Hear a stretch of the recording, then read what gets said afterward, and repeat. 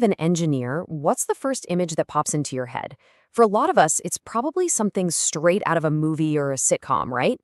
Well, today we're going to bust open those stereotypes because the people actually building our world are way more interesting than you've been led to believe.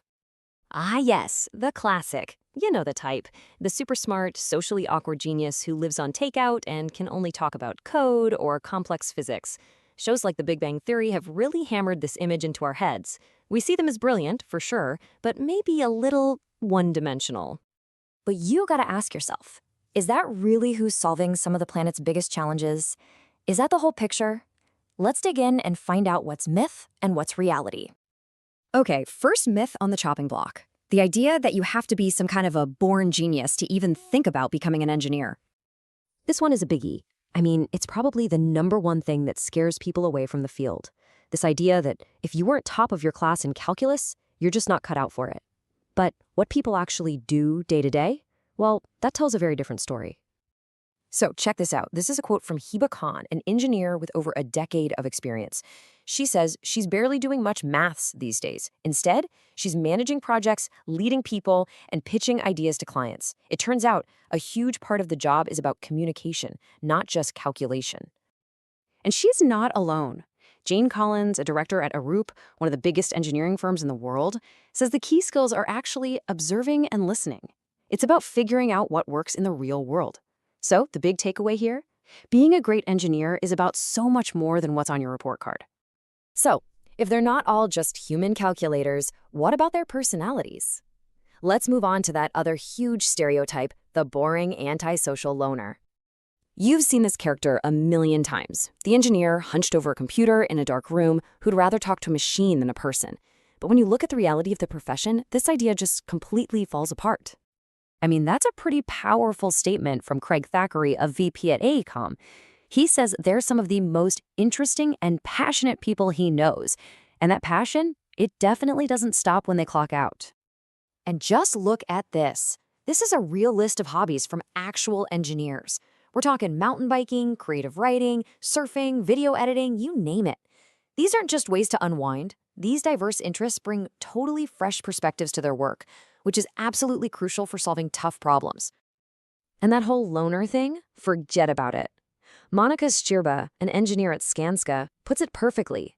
Modern engineering is a team sport. It's all about collaboration.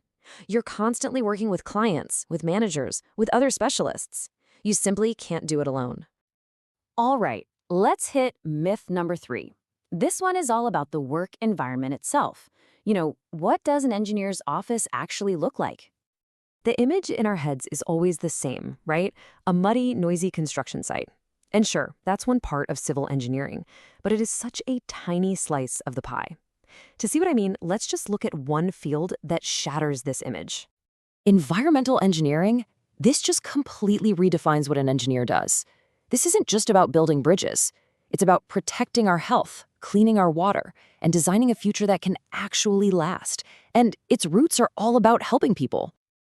Just look at this timeline.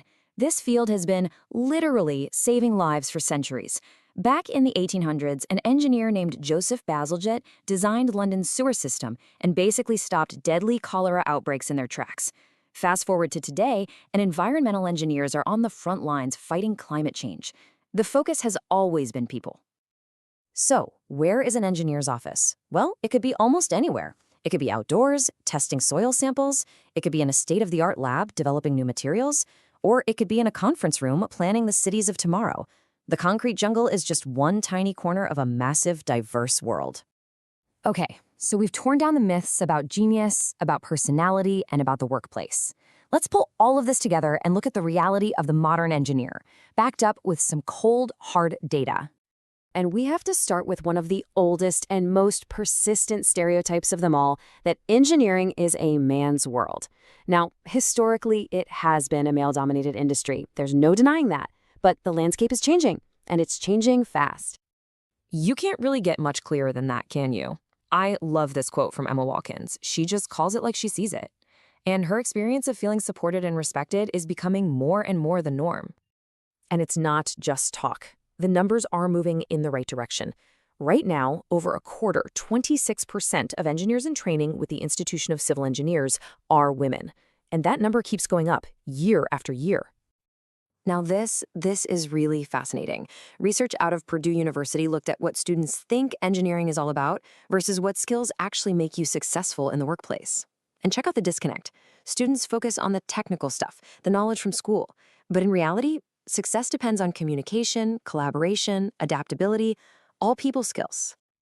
So here's the bottom line. The actual work of an engineer is far more social, creative, and dynamic than school ever prepares you for.